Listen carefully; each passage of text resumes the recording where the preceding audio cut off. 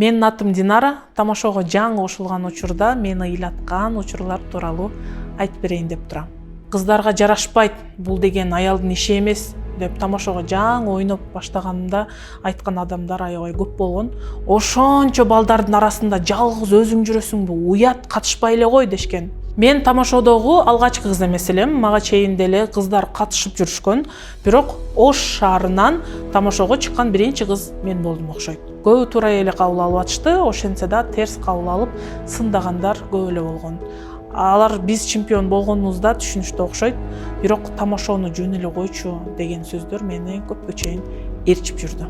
Азыр артымды карап отуруп стереотиптерди жеңгениме, артка кайтпаганыма өзүмө ушундай ыраазы боломун.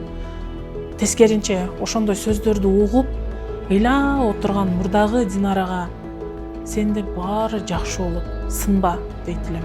Ушул жол менен кете бер. Эң туура жолдо бара жатасың деп айтмакмын. Бирок ал кездеги Динара деле күчтүү эле болчу.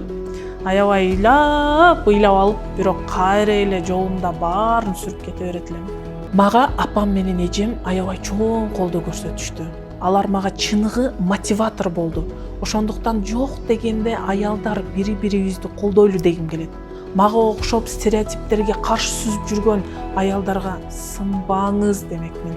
Сиз өз чөйрөңүздү баары бир табасыз. Өзүңүзгө окшогон күчтүү, сынбаган айымдарды жолуктурасыз. Сизге окшогондор көп. Айымдар, сиздер күчтүүсүздөр.